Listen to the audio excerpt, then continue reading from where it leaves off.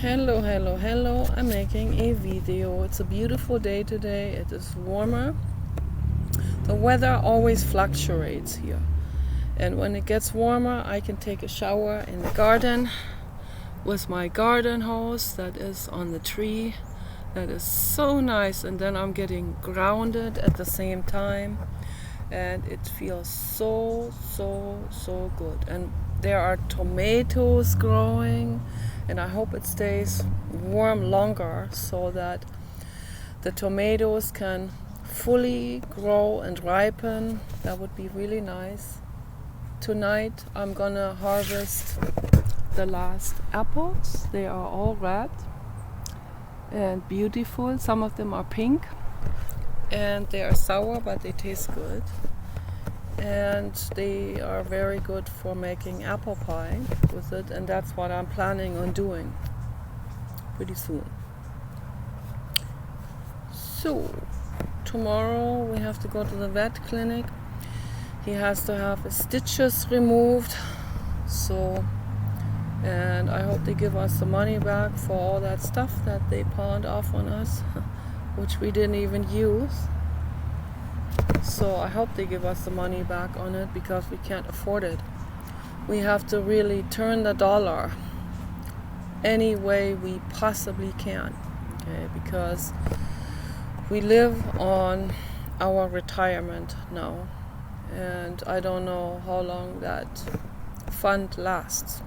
So we have to be really thoughtful about how we spend it. And I'm grateful for every opportunity that arises where we can gather food from the garden or from trees, apple trees, apple harvest here from this tree and from the river tree. The river tree has really sweet, green, sweet delicious, that's the name, sweet delicious apples. Because it's like an open park where people visit, and people have been visiting there for the last 70 years and have thrown the sweet delicious apple housings overboard. And because there are so many sweet delicious apple housings that were thrown over into that field that at some point one or I think even two apple trees grew out of that. And they are real large apple trees now, and we go there. That's right on the way between this house and the other. And we stop there a lot. And when the apples are ripe, we bag apples into our bags and backpacks. The last time we went, I filled an entire really large day backpack. It's a large one, very strong one. And I filled it all up with apples, brought it here, and I've been eating a whole lot of apples every single day. And if you do that, you get well. You get energy, you heal up from anything. I have a lot of energy. I feel real good. Last night I had like a burst of depression, and I thought, oh boy, I hope this doesn't get worse. And then I thought, like, I backtracked and I cried it all out. I howled it out. I howled like a wolf and cried it out with crocodile tears, and it just went on for like an hour. And I thought, this is the moment when it feels like you have nothing to lose and you just howl it out. There's no goal in sight, okay? It's a goal-less moment. It's a goal-free, momentary, total surrender to that what is. Okay, so when there is no option left to tweak the situation or run away from it or somehow force something or someone into giving you this or that diploma or item or whatever. If none of this is there, if Prince Charming is not coming, right, in in any way, then you have to surrender, and you have to say, okay, this is the situation. Prince Charming happens only in fairy tale stories, not in reality. Okay, so then I have nowhere to go with that emotion. I make this sound funny and everything, but in that moment it isn't funny. Okay, in that moment and I made a video yesterday, and I can clearly see how exhausted I was yesterday. I was very exhausted. And then I made another follow-up video in the house, but I looked even worse. So I had to delete that video. So, and also the way I talked, I was just way too exhausted. And when I'm way too exhausted, I don't make a very good video. I don't convince anyone of my holistic healing approach if I am looking extremely exhausted, right? So, but it happens once in a while, and I cry it out, and then I move on, and then I sleep really, really deep and really, really long. I wake up and I'm like, let's go, let's get it done, let's get the greenhouse done and all of that. But Paul is then kind of bummed out and not ready and procrastinating and making excuses. So, and then instead of getting all frustrated, I just have to accept it. If he's not willing to do it, then we can't do it. So obviously he won't let me do that alone. We have had to do a lot of splicing with the broken greenhouse, and so then we're going to have to also fix the tarp cover that had been broken in many different places, where then the rain leaked in, and this is difficult when we are storing stuff. This one there is a new one that we recently put up. So we have 3 greenhouses standing there, which are completely cluttering up our small backyard. But, and then behind the English laurel, there is a broken one, and we're going to fix that. We're already fixing it. He's fixing it. He's very good at that. And so the next time we come back, we're going to fix that. Then we have to fix the tarp cover, and we're going to have to use the glue gun, the hot glue gun for it. Hot glue guns. Made in China, amazing material, amazing devices, okay? You can fix anything with a hot glue gun. I'm serious about this, if you have a broken Tupper container or something like this, like a container with a lid, and let's say the rat chewed the rim of it, which happened to many of our Tupper containers, the food Tupper containers, as well as the 5-gallon Tupper containers where we store dog food in it. The rat, I don't know what kind of teeth they have, but these teeth, they're like power tools or something. I mean, and they go real fast. They're all the way around. And then it's like a neat, almost like you have some kind of like a circular saw, circular cutter type of machine. That's actually how it looks like. I mean, that's precision work, and very fast. And they have incisor teeth that are as hard as steel, like stainless steel, but the one with platinum in it. I mean, in intense power of incisor precision movement. And they evolved that way, yes. And they evolved that way not only on their own, but because of living in human communities. with Tupper containers that sometimes metal containers, I'm not kidding, metal containers where people think, now this is gonna be rat proof. Think again. Next time you come there after a month, okay, they had some time to work on it, and you will see it has been gnawed on. Maybe they gave up at some point, but it has been gnawed on enough to cause major damage. And most people throw it away. They say, oh God, how can I salvage the rest of it? And no, you don't have to. You get a hot glue gun, you repair the holes, you're ready to go. You can put stuff in it again and it will do its job. Okay, so we've already done that with a whole bunch of containers.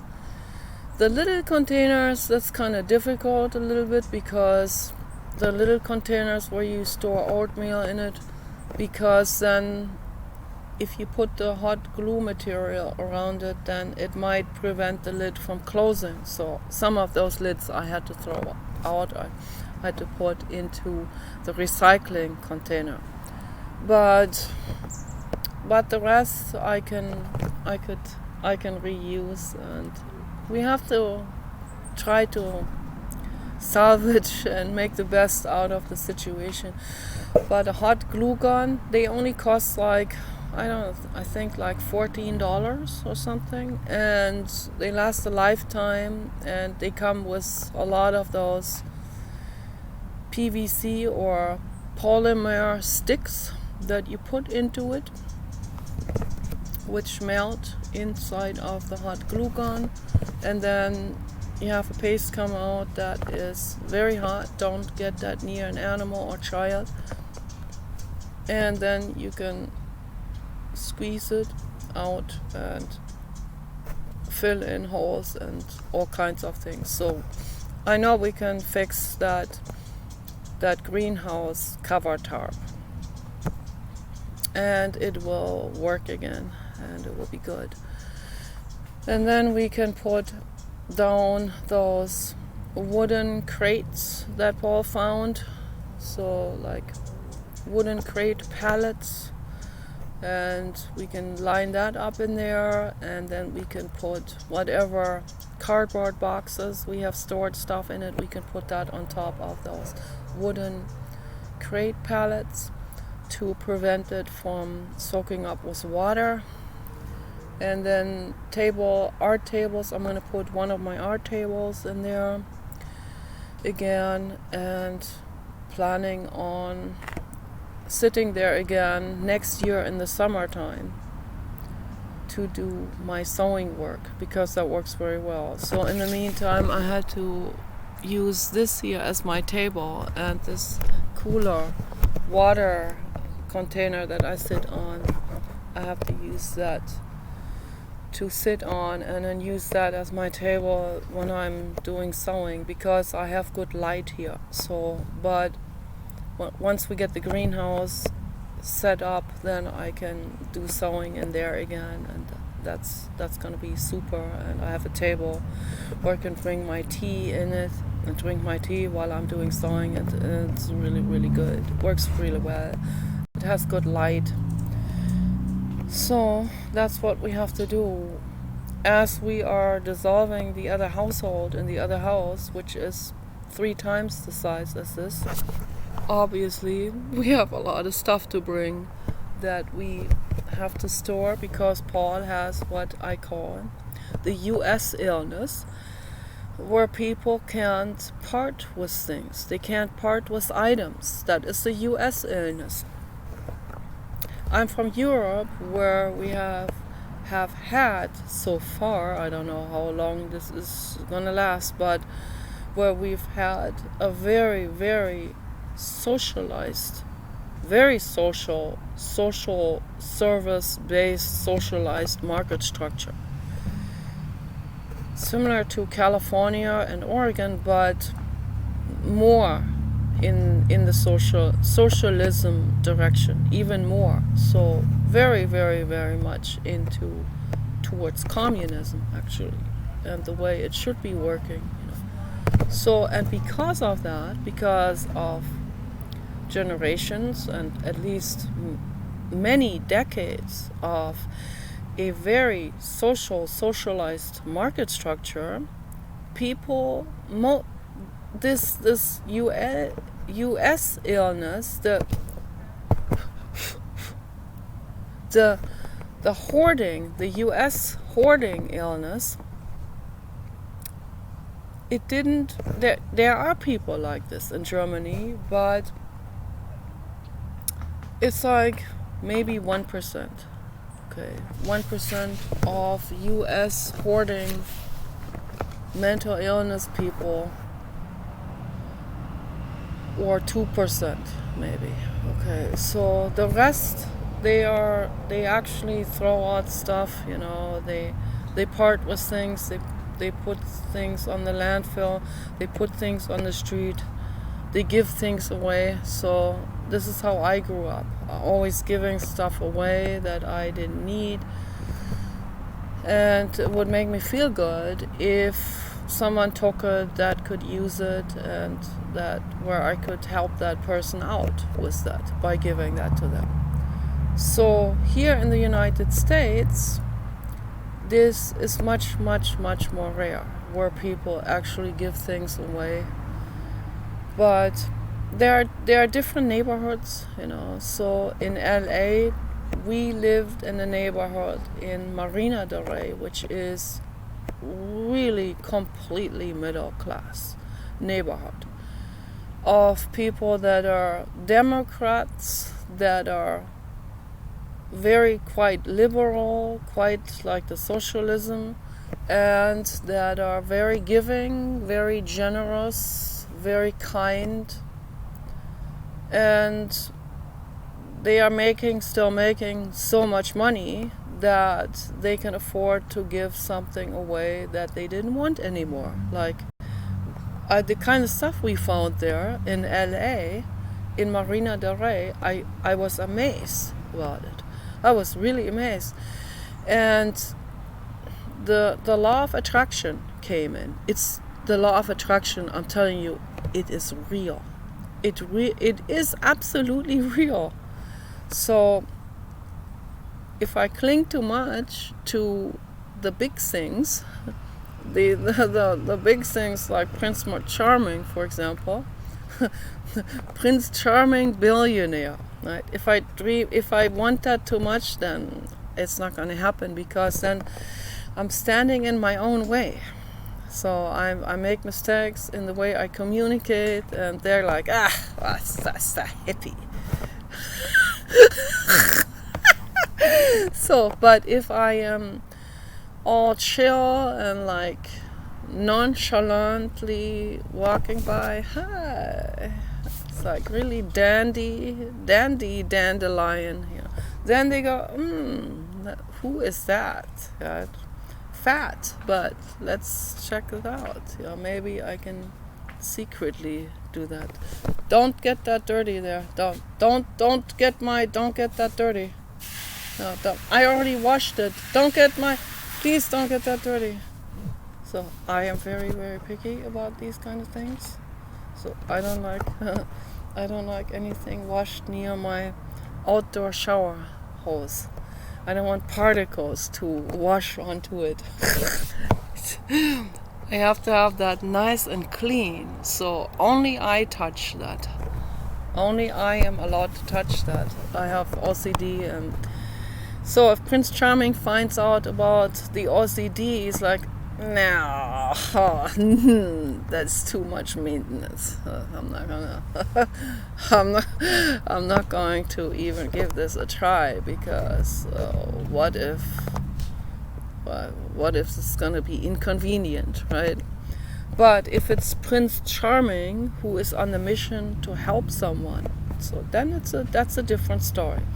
But those are like 1 in 10 million people, or 1 in 100 million people. I think that's rather what it is.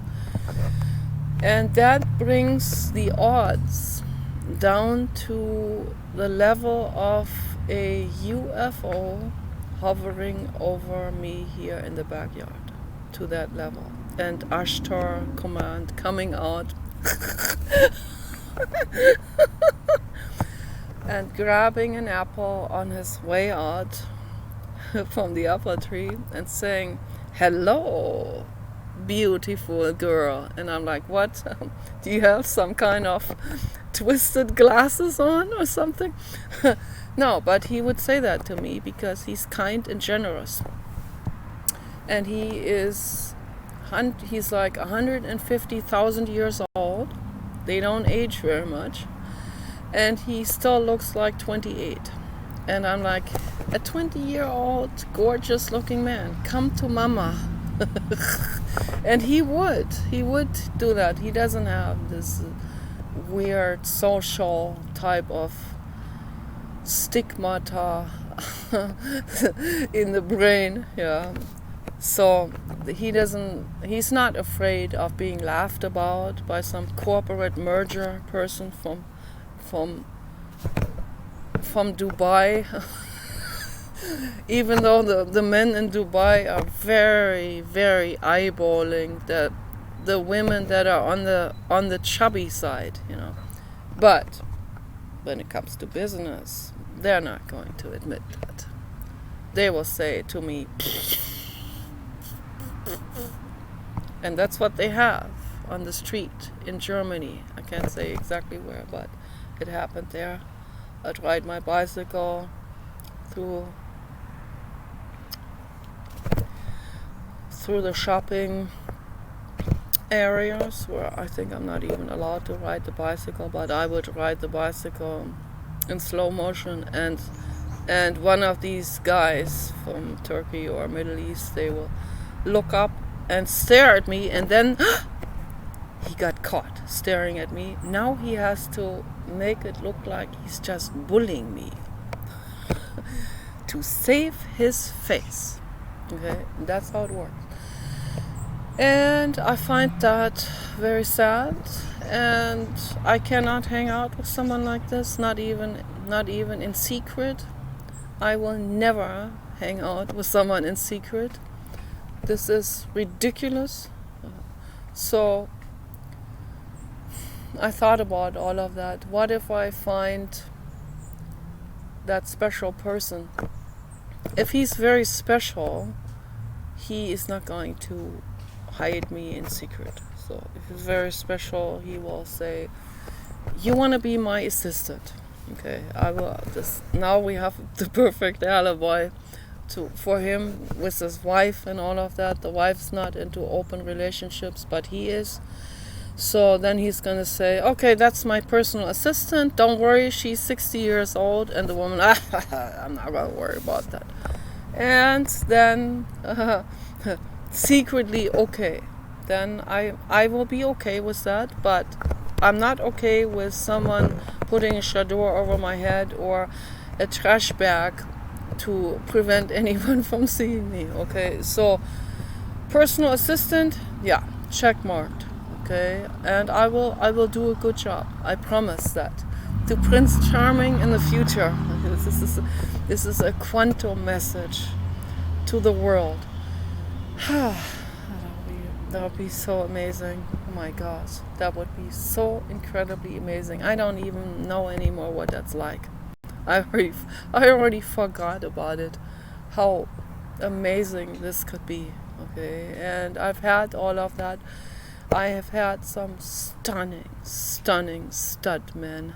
Okay, in Germany. I mean, really, really Pleiadian Ashtar Command type of men I had. And I took all of that for granted. You know, I was not as fat. I was more athletic. I was stronger. I mean, I had more muscle. I was more active, riding bicycle more, and yeah, much prettier, of course. And so, yeah, I took all of that for granted. And looking back on it, I feel like how awful, you know, that I took all of this for granted. How awfully terrible. But I had to go through this phase here with Paul in this strange how do I call this? It's a strange arrangement of cuckoldy, mooch, second dad of a arrangement. So that's what it really is, and I appreciate it infinitely much. I had to go through this. It's not easy. It's not easy at all. It's not a picnic. That it isn't. I work very hard here. I help with everything. I clean this whole garden. I do the composting. I do all of this work. I clean up the dog mess. I do the composting work behind there. A lot of composting work, a lot of physical labor, but it's good. You know, we have this specific tools for that. And I do the hedge clipping. That's a lot of work. Also in the front garden area, all the way around, hedge clipping. That's a lot of work. Sometimes I have a blister on my hand, so I should use gloves for that. I have very soft baby skin, so my mother was amazed about that. She said, "You don't have any callus?" No, I don't. Not very much callus.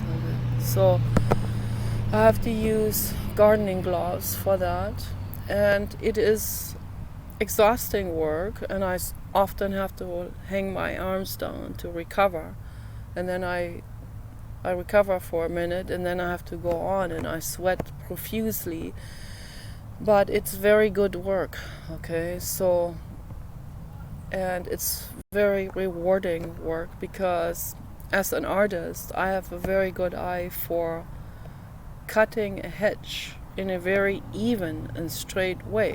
So this here is my baby, the English laurel. I cut that into a cube all the way around, and it looks good. I can't reach up there, unfortunately, but that's okay.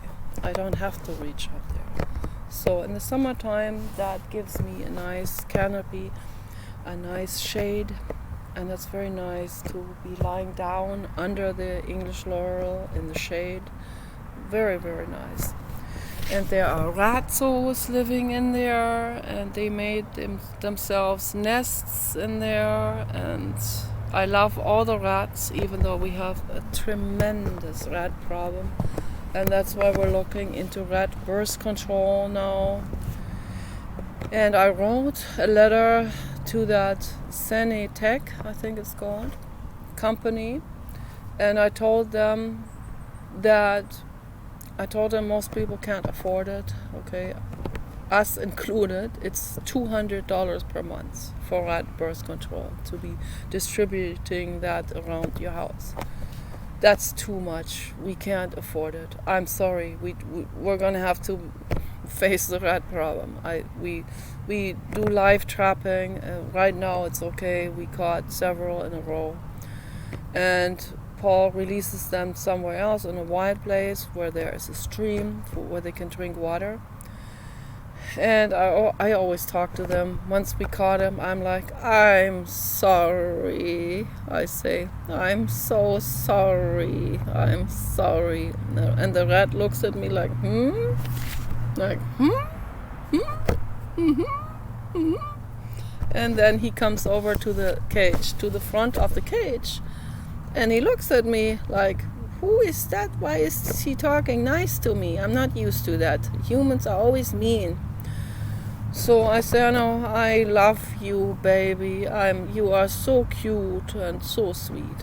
And don't worry about a thing. Paul is gonna bring you to the cemetery or to the fairgrounds. And they have streams everywhere, and you're gonna be okay." And Paul lets them out, and they all have a different personality.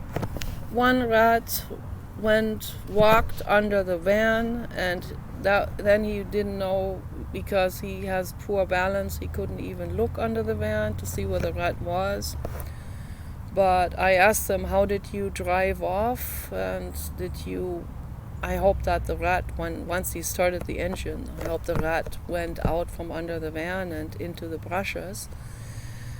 But I asked him, did you drive off like really, really carefully, really slowly, not like really fast, because I didn't want the rat to get under the tires. So that happened, as far as I know, 2 times where the rat went under the van. And then he learned the lesson, and he has to take the rat cage farther away from the van. So, and then he has to open it up, the cage up towards the forest and the trees and the hedges. And then he has to make sure that to block the way towards the van, so that they only will head towards that wild area, the wild river and forested area. And most of them go in there. Most of them run pretty fast. Some of them are sprinting in there, and some of them walk. And once in a while, a rat walks out, looks back like he's saying, "Thank you, I didn't see that coming, but thank you very much," and then walks on into the forest. So they all have different personalities, just like we have, just like dogs have. Okay, they're very sweet. I lived with a woman in Germany, a punk. We were all punks at that in the early 80s, and she had an albino rat. And that albino rat was friends with her dog. Okay, they would put their noses together. Very sweet. But the albino rat, unfortunately, was humping on my guinea pig. I also had a male guinea pig. The albino gay rat was humping on my male guinea pig, and then while he was humping on the guinea pig, pulled the hair out in like a stripe from the neck all the way to the butt, and that was really, really frightening. As soon as I saw that, I plucked the rat off the guinea pig and put the guinea pig in my arms, and it was terrible. And then the guinea pig developed a real terrible skin disease, like a sexually transmitted disease. It was awful. It's absolutely terrible. And that was a bad time in my life, when I was almost an alcoholic. And my mother convinced me to have him euthanized. That's awful. He was like 5 years old or something. So he was already getting old, and he's already had some health problems, and I didn't want him to suffer. So we brought him to the veterinarian. I cried rivers and rivers and rivers. Yeah, I've been through a lot of roller coaster pain in my life, to say the least. Okay, it's the truth. The number is coming up now. It's coming up. There, 3333. The blue god agrees with what I'm saying. Okay. So it's getting chilly out here. I'm gonna close the video. Take care. Peace and love for all living beings.